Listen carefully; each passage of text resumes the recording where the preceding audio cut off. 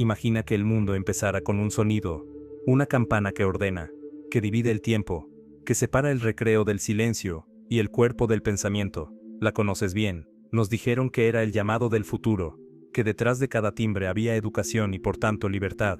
Pero ¿y si esa campana no nació para liberar, sino para organizar cuerpos, mentes y minutos, con la precisión de una fábrica? Hoy vamos a desarmar esa maquinaria, no para destruirla, sino para mirar de frente sus engranajes. ¿Por qué existe la escuela como la conocemos? ¿Quién la imaginó? ¿Quién la financió? ¿Qué problema histórico vino a resolver? ¿Y cuál creó sin querer? Esta es la historia de la fábrica del conocimiento. ¿Dónde empezó? ¿Por qué adoptó el ritmo de la industria? ¿Y cómo aún late en nuestros salones, en nuestros exámenes, en nuestros relojes internos? Antes de que existieran aulas rectangulares, pupitres alineados y relojes de pared que dictaban el ritmo de las clases, la educación era un proceso profundamente humano, cercano y orgánico. No había un sistema único que definiera cómo debía aprenderse, porque el aprendizaje nacía de la vida misma. En las aldeas antiguas, el conocimiento se transmitía de generación en generación como un fuego que pasaba de una antorcha a otra. El niño aprendía mirando cómo su padre trabajaba la tierra, cómo su madre preparaba los alimentos, cómo los ancianos relataban historias que contenían códigos de conducta, mitos fundacionales y advertencias sobre los peligros del mundo. No había libros de texto ni horarios, pero sí había un currículum silencioso y natural: observar, imitar y participar. En Grecia y Roma, por ejemplo, los privilegiados acudían a preceptores, que enseñaban retórica, filosofía y artes liberales, pero la mayoría de la población aprendía lo esencial a través del trabajo cotidiano. En la Edad Media, los monasterios se convirtieron en custodios del saber escrito, formando a monjes en la lectura de los textos sagrados, y más tarde, surgieron las escuelas catedralicias y las primeras universidades que organizaban el conocimiento en facultades. Sin embargo, aún no existía la idea de un sistema obligatorio y masivo para todos los niños de la sociedad. La educación era selectiva, jerárquica, y en muchos casos, excluyente. Solo quienes pertenecían a élites o comunidades religiosas accedían a los círculos del saber.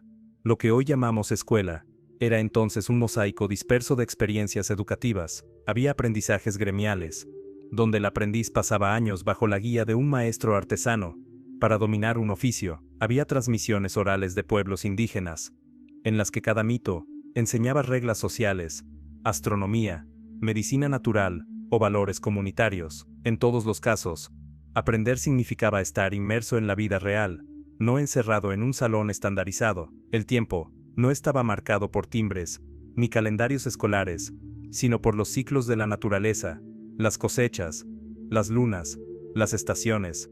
Este mundo premoderno revela algo fundamental. La escuela tal como la conocemos hoy no fue una consecuencia natural del instinto humano por aprender, sino una invención histórica. Surgió en un momento específico para resolver problemas sociales y políticos concretos, alfabetizar a grandes masas, unificar lenguas, preparar ciudadanos obedientes y disciplinados para los nuevos estados. La educación, antes diversa y orgánica, se transformaría en una maquinaria de homogenización, donde el individuo debía adaptarse a los ritmos del grupo, y no al revés. Pero en esta primera etapa, antes de la fábrica, el aprendizaje era íntimo, situado y profundamente humano. Era aprender con el cuerpo, con la memoria, con la experiencia directa, y aunque carecía de la universalidad que luego reclamaríamos como derecho, también nos recuerda que el saber florece de mil formas distintas, que el conocimiento no necesita necesariamente una campana que lo ordene, y que la esencia de aprender está en la curiosidad y el vínculo humano más que en la estandarización.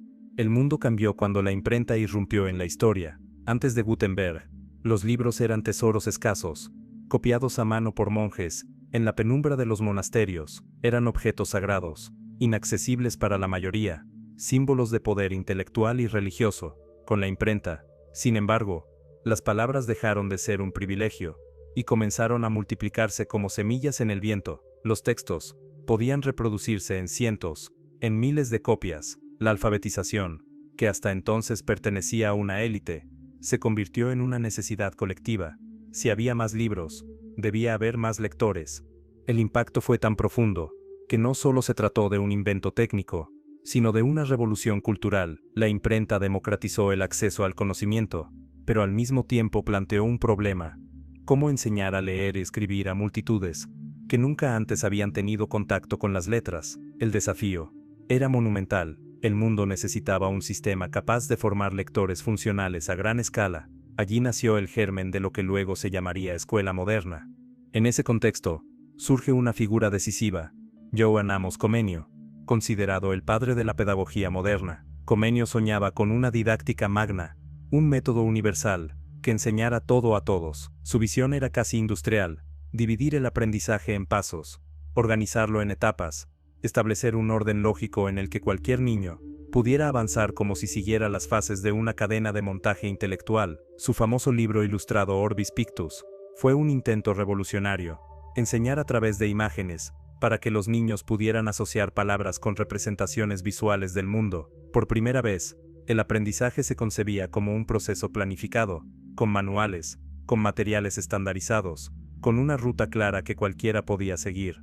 La imprenta no solo impulsó la alfabetización, también cambió la política y la religión. La Reforma Protestante fue posible porque los textos de Lutero podían reproducirse y circular rápidamente. El poder ya no residía únicamente en quienes custodiaban manuscritos, sino en quienes podían leerlos. Esto obligó a los estados a intervenir en la educación, porque no se trataba únicamente de enseñar letras, se trataba de controlar qué se leía, cómo se interpretaba, y de asegurar que la enseñanza respondiera a la construcción de un orden social estable.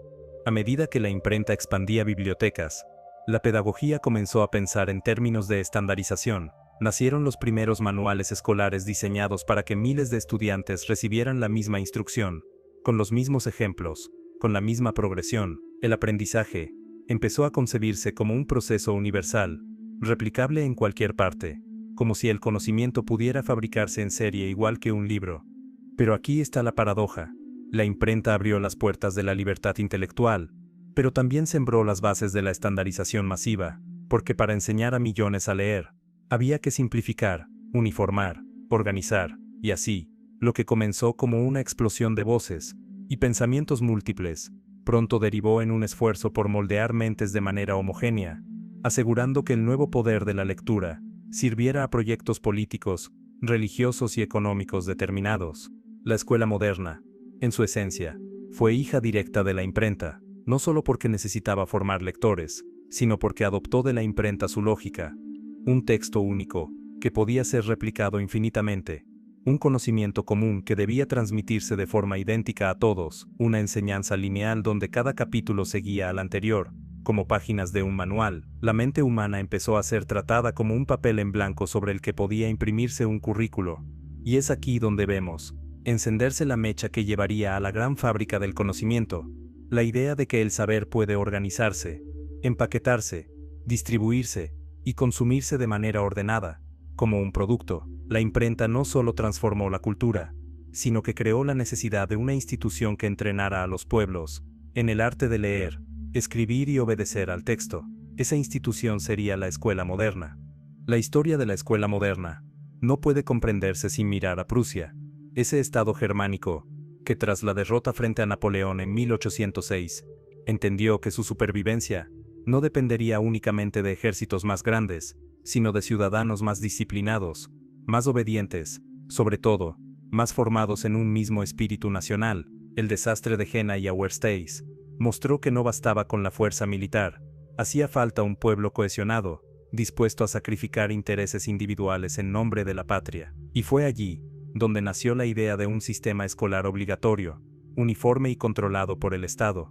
El modelo prusiano se concibió como un engranaje de la maquinaria nacional. Las escuelas no eran espacios de exploración libre, sino cuarteles pedagógicos, donde cada niño se convertía en soldado de una causa civil. Los horarios se marcaban con exactitud, las filas de pupitres recordaban formaciones militares, las lecciones se repetían como órdenes, y la disciplina se imponía con la severidad de un campo de entrenamiento. No se trataba de formar genios individuales, sino de producir masas homogéneas que compartieran lengua, símbolos, costumbres y lealtad. La educación se convirtió en el pegamento de la nación. Este sistema, sin embargo, tenía un trasfondo brillante. Entendía que el conocimiento no debía quedar en manos de élites, sino expandirse para fortalecer al Estado. Se estableció la escolarización obligatoria.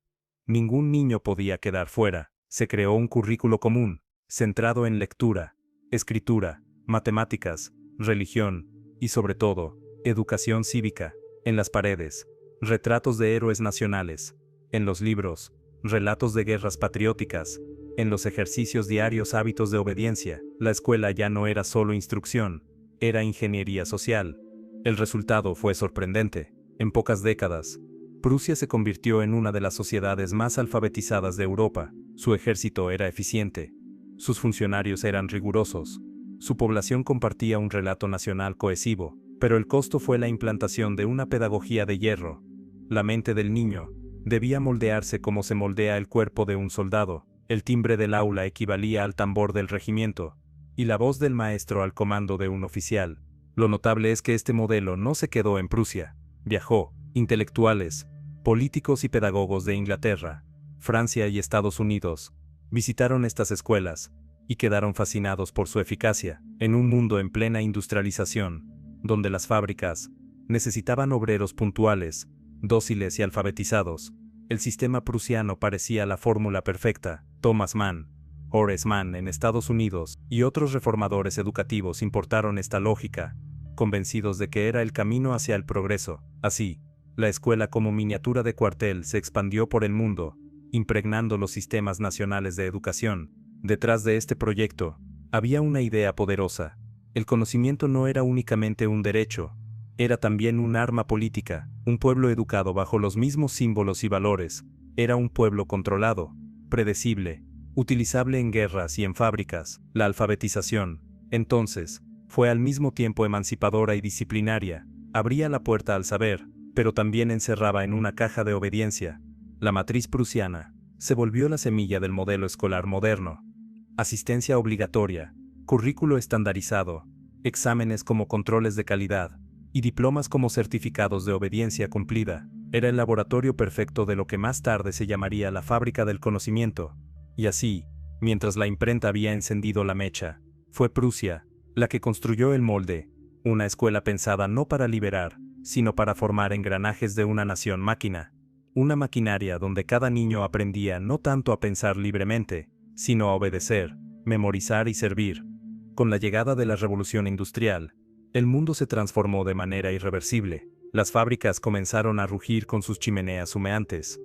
Las ciudades crecieron al ritmo del acero y del carbón, y el tiempo dejó de medirse por el sol o las estaciones para convertirse en minutos, en horas, en turnos de producción. La lógica de la industria no solo cambió la economía, también penetró en la escuela, moldeándola a su imagen y semejanza.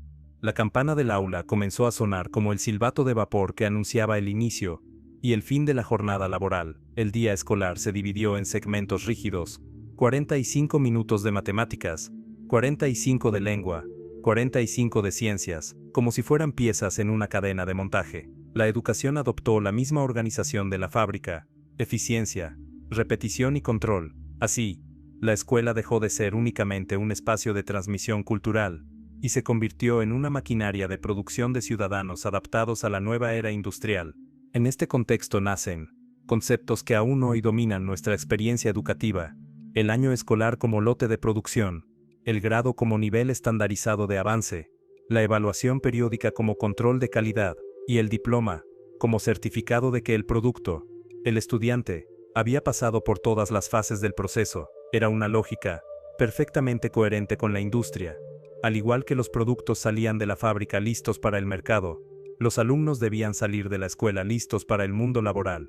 El currículo, entonces, se organizó en compartimentos, tal como una fábrica separa secciones de trabajo: matemáticas aquí, ciencias allá, historia en otra parte. Cada asignatura se convirtió en un engranaje autónomo, con poca conexión entre sí, porque lo importante no era comprender el todo, sino cumplir con cada parte de manera eficiente. El conocimiento se fragmentó para poder controlarlo y medirlo, sacrificando muchas veces la comprensión profunda y la creatividad. El aula misma cambió su disposición física: pupitres en filas, como líneas de ensamblaje, todos mirando al frente, todos en silencio, todos produciendo al mismo tiempo el mismo tipo de respuesta. El maestro se convirtió en un supervisor que controlaba el ritmo y corregía errores, mientras los exámenes funcionaban como pruebas de calidad. Quien fallaba quedaba reprobado, como un producto defectuoso, que debía regresar a la línea de producción. Esta industrialización del aprendizaje tuvo sin duda beneficios inmediatos. Permitió alfabetizar a millones, organizar sistemas educativos nacionales y ofrecer un mínimo de igualdad de oportunidades, pero también tuvo un costo humano enorme. Al tratar a los estudiantes como piezas intercambiables, la escuela olvidó que cada mente tiene un ritmo distinto, que la curiosidad no responde a cronómetros, y que el pensamiento crítico no se fabrica en serie. La revolución industrial convirtió a la escuela en una extensión de la fábrica. Se esperaba que el estudiante aprendiera, no solo contenidos, sino hábitos de puntualidad, obediencia y resistencia a la monotonía. El ideal ya no era formar pensadores libres, sino trabajadores eficientes, capaces de soportar 8 o 10 horas de rutina. La campana del aula, entonces, dejó de sonar como un llamado al conocimiento, se volvió un eco del reloj de la fábrica, recordando a cada niño que su tiempo, su cuerpo y su mente debían ajustarse a la maquinaria del sistema. Y así, lo que comenzó como un esfuerzo por educar a la sociedad para el progreso, terminó por instalar una pedagogía que premiaba la repetición y castigaba la diferencia. La escuela se convirtió en la gran cadena de montaje del conocimiento, un espacio donde lo esencial no era descubrir, sino cumplir, y en esa transformación, el aprendizaje espontáneo y vital que alguna vez perteneció a las aldeas, quedó atrapado entre timbres, horarios y exámenes estandarizados. Mientras las fábricas crecían y las ciudades se llenaban de humo y hacinamiento, la educación de los sectores populares se convirtió en un reto urgente. No bastaba con los modelos prusianos pensados para fortalecer al Estado y disciplinar a la nación. Había que encontrar una forma de enseñar a miles de niños pobres que llegaban a las urbes buscando sustento. Allí entró en escena un sistema peculiar, mezcla de pragmatismo y filantropía: las aulas monitoriales. El principio era simple. Si no había suficientes maestros para todos, los estudiantes más avanzados podían enseñar a los más pequeños. Nació así el método de Joseph Lancaster y Andrew Bell, conocido como sistema monitorial o enseñanza mutua. En un enorme salón, podían reunirse 200,300 o hasta 500 alumnos al mismo tiempo. El maestro principal no instruía a cada niño, sino que formaba a un pequeño grupo de monitores, quienes repetían las lecciones a sus compañeros en grupos más reducidos. Era la multiplicación humana del conocimiento, un eco de la imprenta, pero con cuerpos vivos transmitiendo órdenes, dictados y ejercicios. El método tenía ventajas inmediatas: reducía costos, expandía la cobertura, y daba acceso básico a lectura, escritura y aritmética a poblaciones que jamás habrían pisado una escuela. En sociedades desbordadas por la pobreza y la migración, este sistema fue visto como un milagro. Con pocos recursos se podía civilizar y alfabetizar a las masas. Además, respondía a las presiones de empresarios y políticos que necesitaban obreros capaces de entender instrucciones escritas, llevar registros simples y obedecer órdenes con precisión. Pero bajo la apariencia filantrópica, se escondía una crudeza. El conocimiento se reducía a lo mínimo indispensable. No se buscaba formar pensadores, ni ciudadanos plenos, sino trabajadores funcionales y obedientes. La disciplina era férrea, la repetición constante, y el error se castigaba con severidad. Los monitores, apenas adolescentes, no tenían formación pedagógica, solo replicaban mecánicamente lo que habían aprendido horas antes. El aula monitorial era en realidad un gigantesco engranaje humano de reproducción de saber, un laboratorio de estandarización llevado al extremo. En paralelo, surgieron movimientos filantrópicos y religiosos, que vieron en la educación popular una misión moral: rescatar a los niños de la calle, inculcarles hábitos de trabajo, piedad y obediencia. Las sociedades bíblicas, las iglesias protestantes y católicas, e incluso asociaciones laicas, organizaron escuelas dominicales o talleres de alfabetización, con fines claramente moralizadores. El objetivo no era únicamente enseñar a leer, sino formar sujetos dóciles, alejados del vicio, y preparados para la fábrica. El impacto social fue enorme. Millones de niños que de otro modo habrían quedado sumidos en la ignorancia, recibieron una instrucción básica. Muchos pudieron ascender socialmente, encontrar mejores empleos, o al menos, acceder a la lectura de un periódico o la firma de un contrato. Pero también se consolidó una visión reduccionista de la educación: enseñar lo mínimo necesario para que las masas fueran útiles, mientras los saberes más elevados quedaban reservados a las élites. En cierto sentido, las aulas monitoriales fueron el ensayo general de la educación masiva industrializada. Demostraron que era posible manejar grandes cantidades de estudiantes con pocos recursos, que la estandarización podía imponerse sin perder eficiencia, y que la escuela podía convertirse en un instrumento para gestionar la pobreza. Así, entre filantropía y pragmatismo, nació una idea que persiste hasta hoy, que la educación de los pobres debe ser barata, rápida y funcional, una idea peligrosa, porque siembra una desigualdad profunda en el corazón del sistema. Unos reciben la promesa de pensar, otros la orden de obedecer. Cuando la escuela moderna se consolidó como institución masiva, ya no bastaba con enseñar a leer, escribir y contar. Los estados-nación entendieron algo decisivo.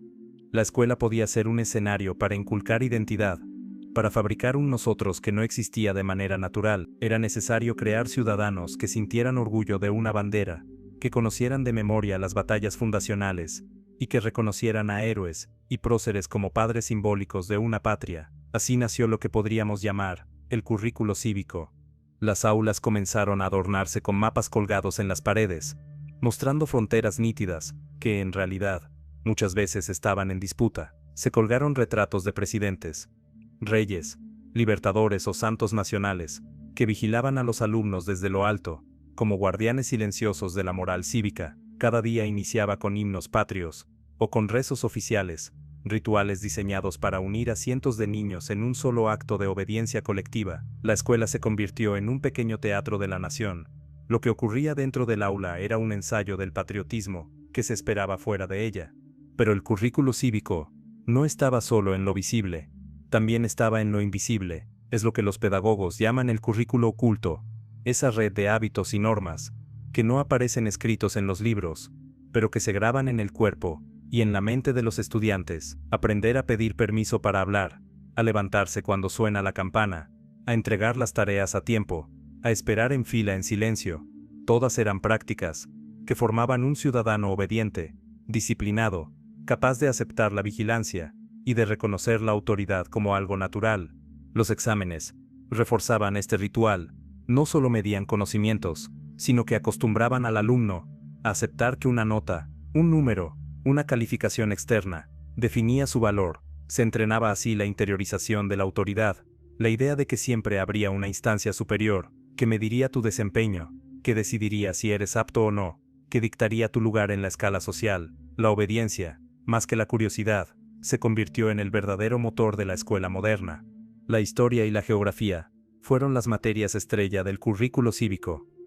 En ellas se narraban hazañas militares, se exaltaban héroes, se glorificaba el sacrificio patriótico. La geografía no se enseñaba solo para conocer montañas y ríos, sino para fijar en la mente de los niños la imagen de un territorio propio, de un espacio por el cual valía la pena luchar. Se trataba de construir un imaginario común, un sentimiento de pertenencia, aunque eso significara ocultar o simplificar las diferencias culturales, étnicas o lingüísticas que existían en la sociedad.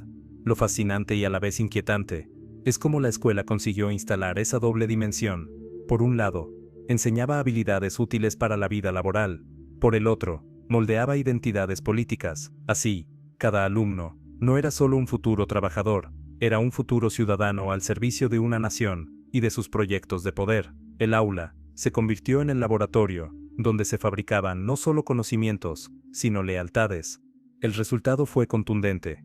Generaciones enteras crecieron, creyendo que sus símbolos patrios eran verdades absolutas, que la obediencia a la ley era un deber sagrado, y que su valor como individuos estaba intrínsecamente ligado a lo que lograban dentro del sistema escolar. La escuela no solo alfabetizaba, adiestraba, no solo enseñaba contenidos, moldeaba comportamientos.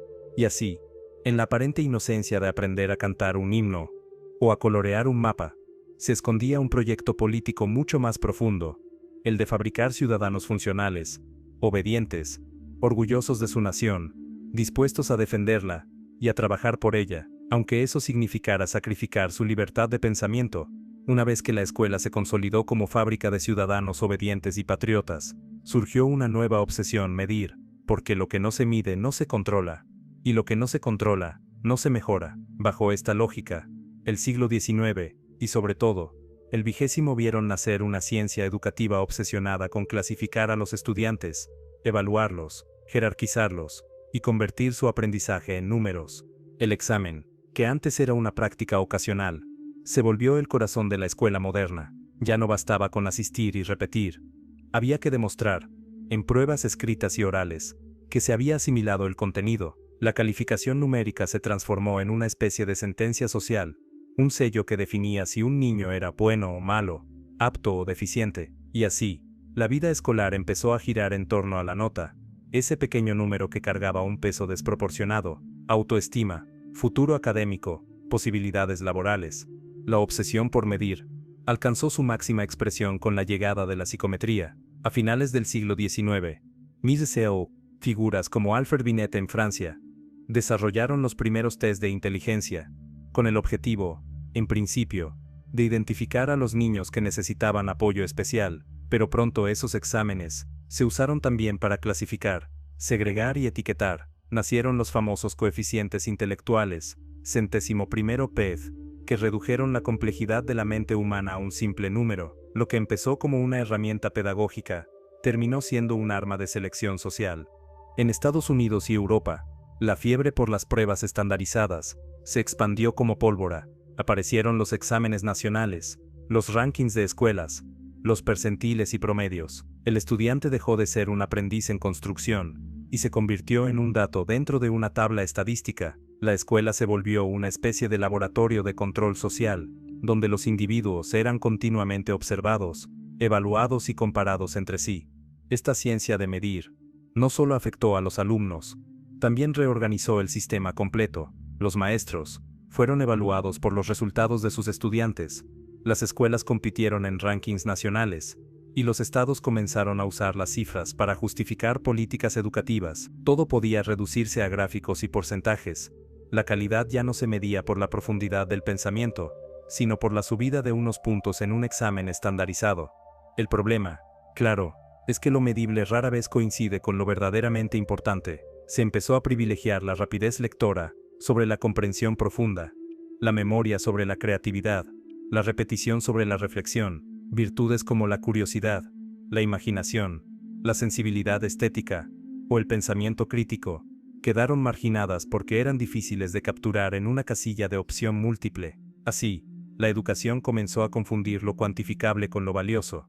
Michel Foucault lo describió de manera magistral. La escuela se convirtió en una institución de vigilancia suave, donde no hacía falta la violencia explícita, porque el control estaba internalizado en el estudiante. Cada niño esperaba su nota como espera un reo su veredicto. La calificación no solo era un número, era un espejo en el que el alumno aprendía a verse, a juzgarse y a situarse en la escala social. Este régimen de pruebas y clasificaciones, aunque impulsado por la promesa del progreso y la equidad, terminó reforzando desigualdades. Los hijos de familias con más recursos solían obtener mejores puntajes, mientras que los niños pobres quedaban atrapados en la etiqueta de rezagados. El examen, lejos de ser un gran nivelador, se convirtió en un filtro que reproducía diferencias sociales, bajo la apariencia de neutralidad. La escuela moderna, entonces, perfeccionó su maquinaria. A la disciplina del currículo cívico le sumó la obsesión por la medida. Ahora ya no solo producía ciudadanos obedientes, sino también jerarquías visibles, rankings humanos, clasificaciones que decidían quién ascendía y quién quedaba al margen. La fábrica del conocimiento había encontrado su instrumento de control más eficaz, la evaluación estandarizada, frente a la maquinaria, cada vez más rígida de la escuela moderna, disciplinada como un cuartel, organizada como una fábrica, y obsesionada con números como un laboratorio estadístico. Comenzaron a alzarse voces rebeldes. Eran pedagogos, filósofos y maestros, que vieron en esa uniformidad un peligro, el de anular la individualidad, sofocar la creatividad, y reducir la educación a un simple entrenamiento para obedecer. A ellos les debemos las primeras grandes revoluciones dentro del aula, intentos heroicos de devolverle al aprendizaje su humanidad. Uno de los más influyentes fue John Dewey, filósofo y pedagogo estadounidense. Para él la escuela no debía preparar para la vida, sino ser la vida misma. No se trataba de memorizar fórmulas, ni de repetir datos, sino de aprender haciendo, experimentando, enfrentando problemas reales. Dewey veía el aula como un laboratorio democrático, donde los niños podían ensayar la cooperación, la reflexión crítica y la participación activa. Su propuesta era radical: que la educación dejara de ser un entrenamiento pasivo, para convertirse en una experiencia viva, en la que cada estudiante fuera protagonista. En paralelo, en Italia, Una mujer revolucionaria puso patas arriba el paradigma escolar, María Montessori. Su visión rompía de raíz con la rigidez de los pupitres alineados y las lecciones idénticas para todos. Montessori diseñó un ambiente preparado, donde cada niño podía explorar materiales a su propio ritmo. Siguiendo su curiosidad natural, creía que los estudiantes no eran recipientes vacíos a los que había que llenar, sino semillas que necesitaban condiciones adecuadas para florecer. Su insistencia en la autonomía, la autoeducación y el respeto por el desarrollo interno del niño fue un golpe directo contra la lógica industrial, que trataba a todos como piezas idénticas en una cadena de montaje. Más al norte, en Francia, otro soñador encendió su propia chispa, Célestin Freinet, maestro rural, convencido de que la educación debía conectar con la vida concreta de los niños. Llevó una imprenta al aula, para que los estudiantes pudieran escribir y publicar sus propios textos. Así nació el texto libre, donde cada alumno expresaba sus ideas, sus emociones, sus historias. Para Freinet, la escuela debía ser un taller de expresión, de cooperación y de trabajo comunitario. La imprenta escolar no solo enseñaba a escribir, enseñaba a comunicar, a dialogar, a ver la palabra como herramienta de libertad. Lo que unía a estos pedagogos no era un método único, sino una convicción común. La escuela debía formar personas libres, no engranajes obedientes. Querían que el aula fuese un espacio de experimentación vital, no un campo de entrenamiento para exámenes. Sin embargo, aunque sus propuestas inspiraron movimientos enteros y dejaron huellas profundas, el sistema dominante logró absorberlas parcialmente. Muchas veces, Montessori, Dewey o Freinet fueron reducidos a técnicas sueltas, insertadas dentro de la misma estructura de horarios, timbres y notas que pretendían cuestionar. Aún así, sus ideas siguen siendo faros encendidos. Nos recuerdan que otra escuela es posible, una donde la curiosidad tenga más peso que la memorización, donde la autonomía valga más que la obediencia, donde la cooperación venza a la competencia. En medio de la gran fábrica del conocimiento, estos soñadores abrieron ventanas por donde entró aire fresco, demostrando que la educación puede ser también un acto de libertad, de creación y de esperanza. A medida que el siglo XX avanzaba hacia su segunda mitad, la escuela moderna comenzó a experimentar una nueva presión, la comparación constante. Si en el siglo XIX su misión había sido alfabetizar y formar ciudadanos obedientes, ahora se le exigía algo más: producir resultados visibles, medibles y competitivos en un mundo cada vez más globalizado. La educación dejó de ser un proyecto nacional aislado para convertirse en un campo de competencia internacional. El término accountability, que podemos traducir como rendición de cuentas, se instaló en el vocabulario educativo. Los gobiernos, preocupados por el avance tecnológico y económico de otras naciones, empezaron a mirar los resultados de sus escuelas con lupa. Las pruebas nacionales, que ya eran habituales, dieron paso a evaluaciones internacionales como el PISA de la OCDE, donde países enteros eran clasificados según el desempeño de sus adolescentes en matemáticas, ciencias y lectura. La educación se convirtió en un gigantesco torneo global. Este fenómeno se alimentó de un pánico moral recurrente.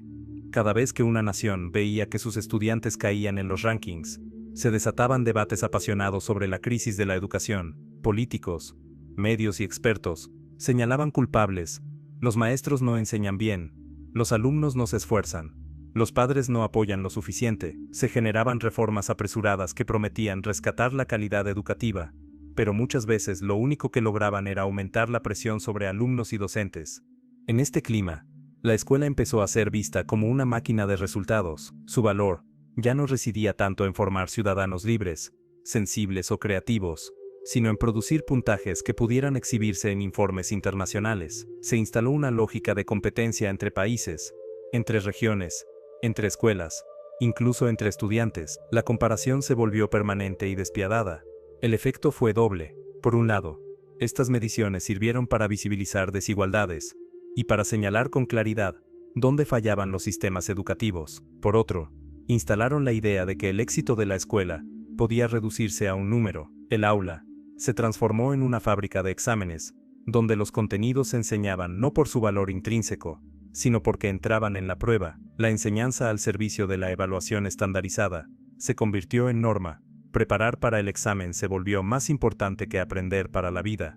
Esto tuvo consecuencias profundas. Los maestros, presionados por alcanzar mejores resultados, comenzaron a perder autonomía. Sus clases debían alinearse con estándares nacionales e internacionales, y cualquier desviación hacia la creatividad o la reflexión crítica era vista como pérdida de tiempo. Los estudiantes, por su parte, interiorizaron la ansiedad de la competencia. Cada prueba era una carrera contra sus compañeros, contra otras escuelas, contra otras naciones. El conocimiento dejó de ser una aventura para convertirse en una meta numérica. El siglo XX tardío nos dejó, entonces, un sistema escolar atrapado en una paradoja. Por un lado, nunca antes hubo tanta inversión, tantos estudios, tantos diagnósticos sobre educación. Por el otro, nunca antes la escuela había estado tan ahogada por la presión de los resultados. Lo que en teoría debía mejorar la calidad terminó, en muchos casos, empobreciéndola. Enseñar menos para obtener mejores notas, reducir la complejidad para subir un promedio, sacrificar la curiosidad en nombre de la eficiencia. La fábrica del conocimiento, en esta etapa, se convirtió en una línea de montaje internacional, donde cada nación vigilaba ansiosa sus estadísticas, como si la educación fuera un producto de exportación más, y en ese proceso, lo esencial, la formación de seres humanos completos, capaces de pensar y de crear, quedó relegado al segundo plano. Después de casi 2 siglos de transformaciones, la escuela moderna logró algo extraordinario: masificar la educación, abrir sus puertas a millones, y convertir el conocimiento en un derecho. Sin embargo, en ese triunfo se esconde también una herida profunda: el costo humano de la estandarización, porque cuando el aprendizaje se convierte en producción en serie, lo singular se sacrifica en nombre de lo uniforme.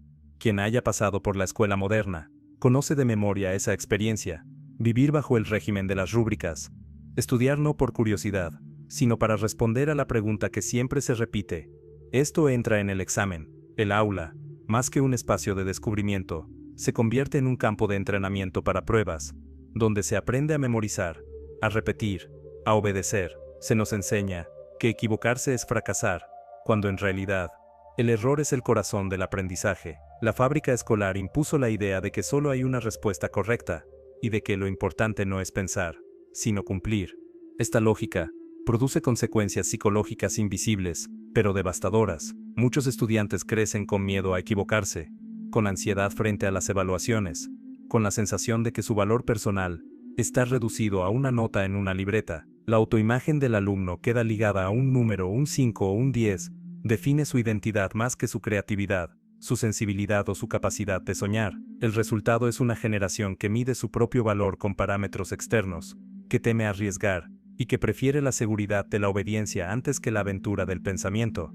La estandarización también golpea a los maestros, ellos, que deberían ser guías, artistas y diseñadores de experiencias intelectuales, son reducidos a administradores de pruebas, a repetidores de programas, a vigilantes del cumplimiento de estándares. La pasión por enseñar se ahoga bajo montañas de formularios, rúbricas y comparaciones. La creatividad pedagógica queda marginada, porque lo que no está en el plan oficial no sirve. Así, la escuela no solo oprime a los alumnos, sino también a quienes intentan educarlos.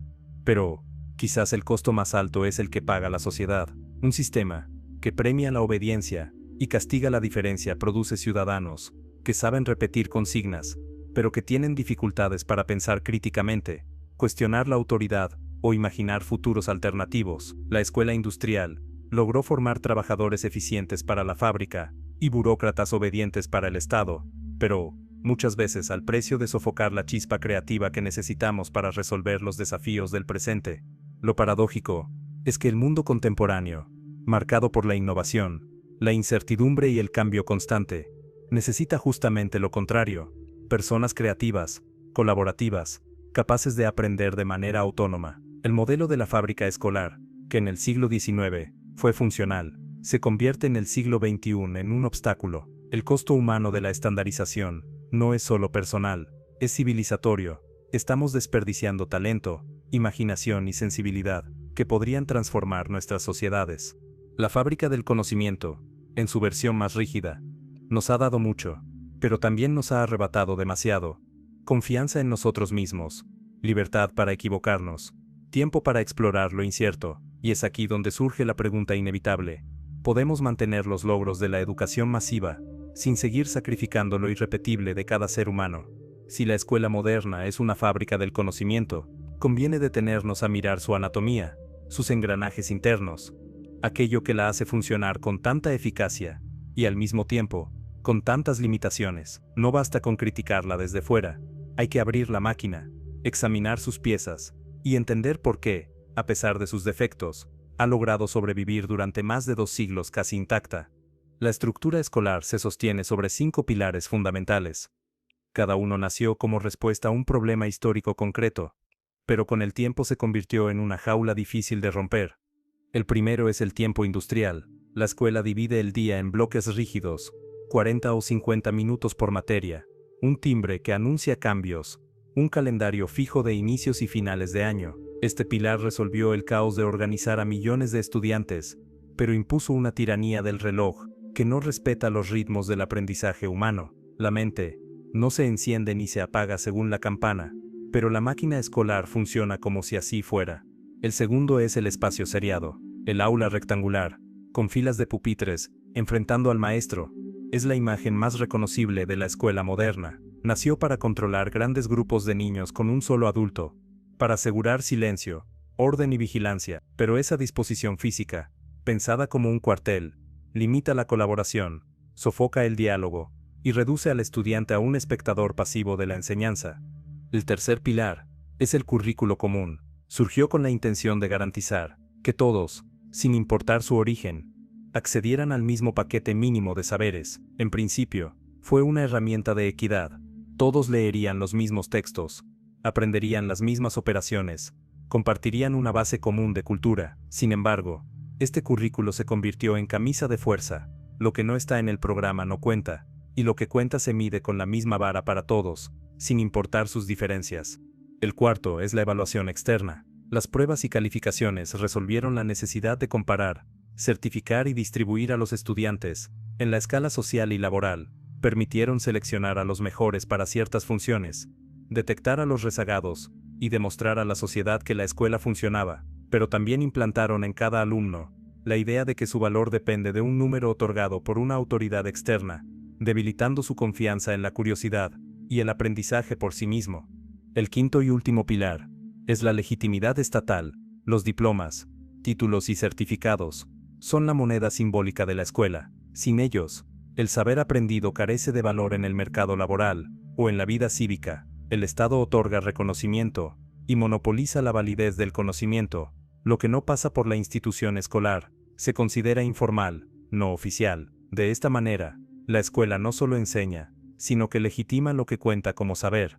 Estos 5 pilares, tiempo, espacio, currículo, evaluación y legitimidad, forman la base sólida sobre la que se levantó la escuela moderna. Cada uno resolvió un problema real: organizar multitudes, asegurar mínimos, certificar competencias, dar orden a una sociedad emergente, pero con el paso del tiempo, se volvieron rígidos, incapaces de adaptarse a nuevas realidades, y como toda máquina, la escuela se volvió eficiente en la producción de un tipo de ciudadano, pero ineficiente en la formación de personas libres y creativas. Al desarmar la máquina, descubrimos la paradoja. La escuela moderna funciona tan bien en lo administrativo, que fracasa en lo humano. Es un engranaje perfecto para producir uniformidad, pero torpe para cultivar singularidad. Y esa tensión, entre eficiencia y humanidad, entre control y libertad, es la que marcará el destino de la educación en el siglo XXI. Cada vez que se habla de reformar la educación, aparecen discursos llenos de buenas intenciones, pero atrapados en malentendidos profundos, que frenan cualquier transformación real. La escuela moderna, con sus 5 pilares, se sostiene también sobre estas ideas equivocadas, que parecen de sentido común, pero que en realidad perpetúan la rigidez del sistema. Identificarlas es crucial, si queremos imaginar un futuro distinto. El primer malentendido es: si no es igual para todos, es injusto. Durante décadas, hemos confundido igualdad con uniformidad. Creemos que dar a cada niño el mismo currículo, el mismo horario, la misma evaluación, garantiza justicia, pero lo cierto es que la verdadera igualdad no está en dar lo mismo, sino en ofrecer a cada uno lo que necesita para florecer. La estandarización, bajo la máscara de la equidad, ha producido lo contrario: niños talentosos ahogados por programas que no los desafían, y otros marginados porque el molde no se adapta a sus ritmos o contextos. La equidad exige diversidad de caminos, no homogeneidad de moldes.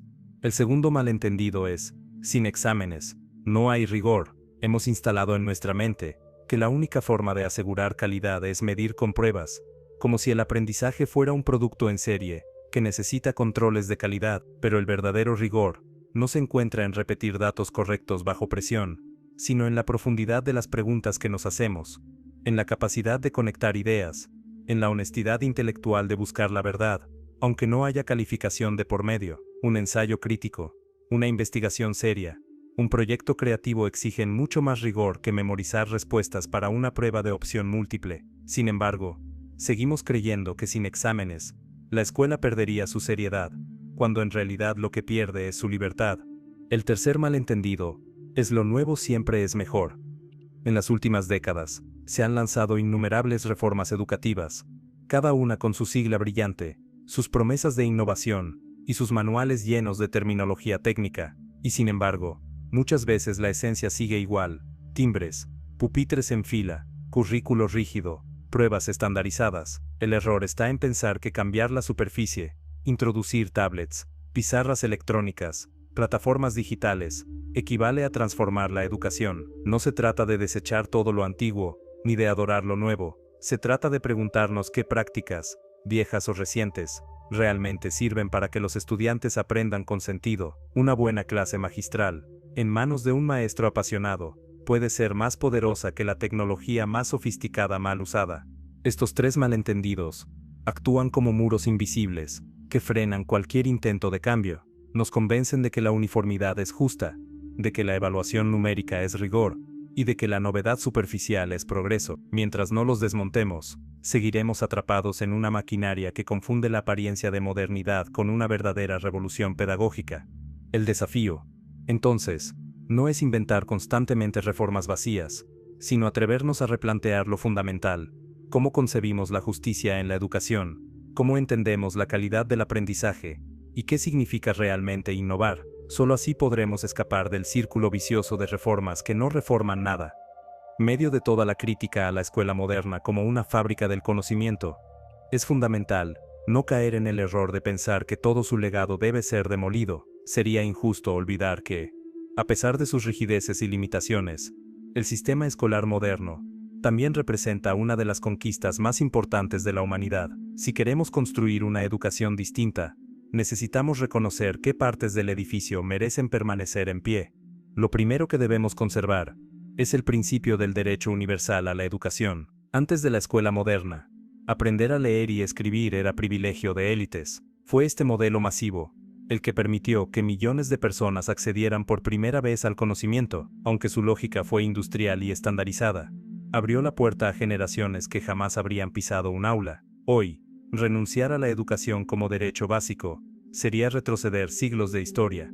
También debemos mantener la gratuidad y la protección de la infancia. En muchos países, la escuela fue el primer espacio donde los niños estuvieron a salvo del trabajo forzado en fábricas o campos. La institución escolar, aunque imperfecta, fue un refugio frente a la explotación infantil. Convertir la educación en un derecho protegido por el Estado ha sido uno de los logros civilizatorios más importantes, y ese principio debe reforzarse, no abandonarse.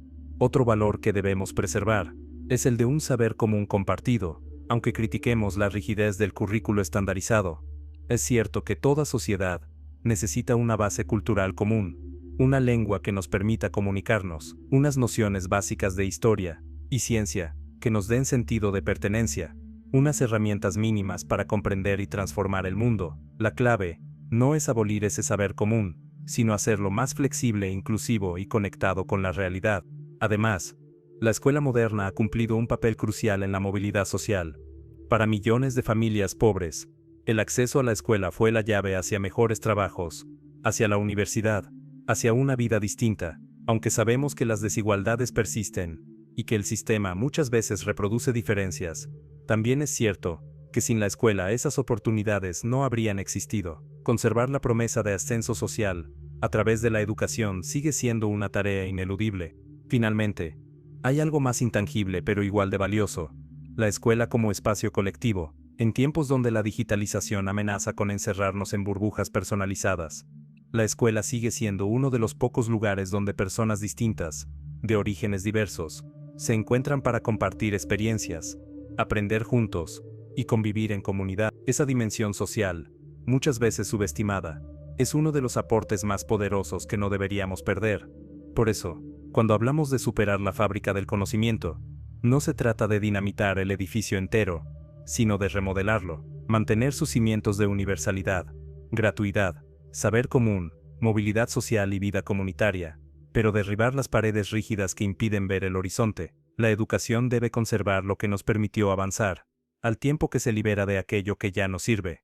La fábrica cumplió su misión en un mundo que necesitaba orden, disciplina y homogeneidad. Hoy, en un mundo que exige creatividad, pensamiento crítico y diversidad, debemos sostener sus conquistas, sin quedarnos prisioneros de sus moldes, porque en medio de las sombras de la estandarización, la escuela moderna también nos legó luces, que vale la pena proteger y multiplicar. Si el maestro es la pieza capaz de humanizar la escuela, el alumno es el verdadero corazón del proceso, y sin embargo, en la lógica de la fábrica escolar, el estudiante ha sido tratado durante siglos como un consumidor pasivo de respuestas. Se le sienta en un pupitre, se le entrega un manual, se le dicta un currículo, y se le exige repetir. El alumno aprende a obedecer, a esperar instrucciones, a memorizar lo que otros ya pensaron, pero rara vez se le invita a ser autor de su propio conocimiento, constructor de su vida intelectual y emocional. Descubrirse autor significa un giro radical. Ya no preguntar, ¿esto entra en el examen?, sino, ¿qué cambia en mi vida si entiendo esto? Es dejar de estudiar para complacer a un maestro, o a un sistema, y empezar a aprender porque uno mismo quiere comprender, transformar, crear. Este cambio convierte al alumno en protagonista de su proceso, dueño de su tiempo mental, explorador de caminos que no están escritos en el libro de texto.